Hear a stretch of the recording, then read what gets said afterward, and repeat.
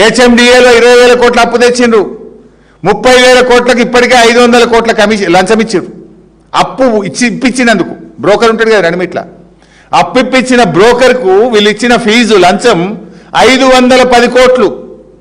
కమిషన్లు ఇచ్చి బ్రోకర్లకు లంచం ఇచ్చి అప్పులు తెస్తున్నారు ఈ తెలంగాణకు. మీరు చరిత్రలో ఎక్కడన్నా ఉందా? ఈ దేశంలో ఏ రాష్ట్రమన్నా చేస్తుందా? ఎప్పుడన్నా తెలంగాణ రాష్ట్ర చరిత్రలో లంచాలు ఇచ్చి బ్రోకర్లను పెట్టి బ్రోకర్ కమిషన్లు ఇచ్చి అప్పులు తెచ్చిన రాష్ట్రం ఉందా? సిగ్గుతో తలదించుకోవాలి రేవంత్ రెడ్డి గారు. ఇంకా మాట్లాడతారు మీ ముఖానికి. 30 తెచ్చిండ్రు, ఇంకా 70 తెస్తారట. దానికి కూడా రెడీ చేసిండ్రు. త్వరలో అన్ని ఆధారాలు డాక్యుమెంట్లతో సహా బయట పెట్టని ఉత్తగా మాట్లాడతలేదు. ఇది అసెంబ్లీలో నా క్వశ్చన్. బ్రోకర్ని పెట్టిండ్రా, లంచం ఇచ్చిండ్రా, ఎంత ఎంత ఎంత లంచం ఇచ్చిండ్రు అని అడిగిన. ప్రభుత్వ సమాధానం, merchant bankers by the name trust investment advisors private limited అనే బ్రోకర్కు 1,69,83,97,978 రూపాయలు లంచం ఇచ్చినాము, బ్రోకర్ ఫీజు ఇచ్చినామని అసెంబ్లీలో ప్రభుత్వం ఇచ్చిన సమాధానం. 169 కోట్ల 83,97,978 రూపాయలు బ్రోకర్ ఫీజు లంచం ఇచ్చి 10,000 కోట్ల అప్పు తెచ్చినామని అసెంబ్లీలో రాష్ట్ర ప్రభుత్వం ఇచ్చిన సమాధానం. ఇది 10,000 కోట్లకు 169 కోట్లు ఇచ్చిండ్రు. మళ్ళీ ఒకసారి అసెంబ్లీలో అడిగిన, ఇది నాకు డౌట్ వచ్చింది, వీళ్ళు అంతటా లేపుతుర్రా ఈ పైసలు, ఇది టీజీఐసీలు లేపినట్టే హెచ్ఎండిఏలు కూడా లేపుంటారని క్వశ్చన్ అడిగిన. ఇది హెచ్ఎండిఏ ఆన్సర్ అసెంబ్లీలో. హెచ్ఎండిఏలో 20,000 కోట్ల అప్పు తెస్తున్నాం అని చెప్పిండ్రు. ఆడ కూడా బ్రోకర్ని పెట్టుకున్నారు. Same trust investment advisory private limited అనే బ్రోకర్ని పెట్టినాం అని ఆ రోజు ఆన్సర్ ఇచ్చిండ్రు. అప్పటికి ఏం రాసిండ్రు ఇంట్లో అంటే, ఏ భూములు కుదబెట్టాలి, ఏవేవి కుదబెట్టాలనో జర చర్చలలో ఉన్నాం, ఇంకా అప్పు లావటలేదు అన్నారు.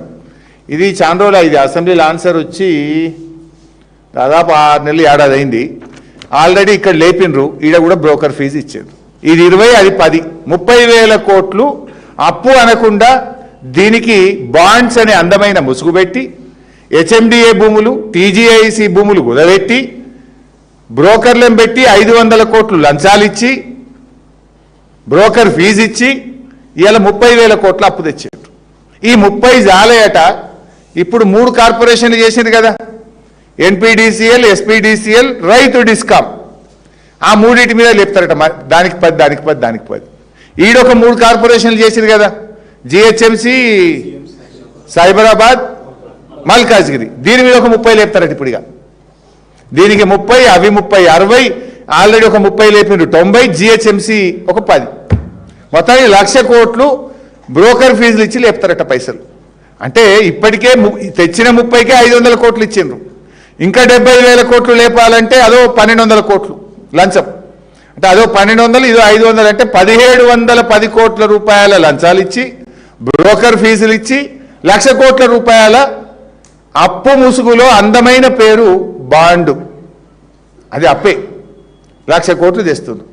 ఇంకా మీరు మా గురించి మాట్లాడతారు.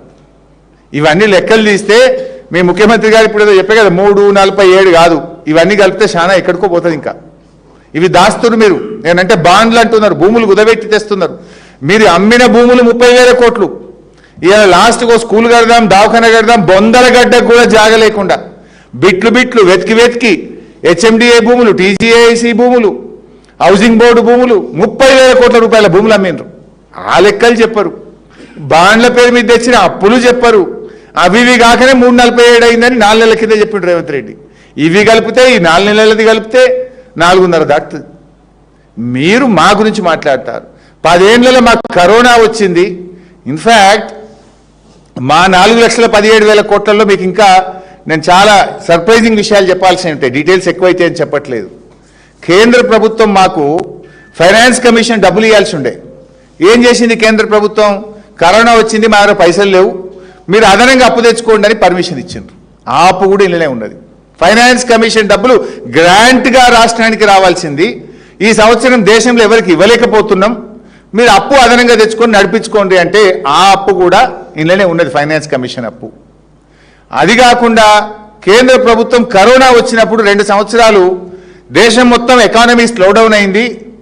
జనరల్గా రాష్ట్రాలకు ప్రతి సంవత్సరం ఉండే అప్పు మీ జిఎస్డిపి మీద 3.5. కరోనా వల్ల ఒక 1% పెంచుతున్నాం, తీసుకోండి, మందులకు కానీ కరోనా కోసం కానీ మీరు ఇన్వెస్ట్మెంట్స్ ఖర్చు పెంచండి ప్రజలదని 2 సంవత్సరాలు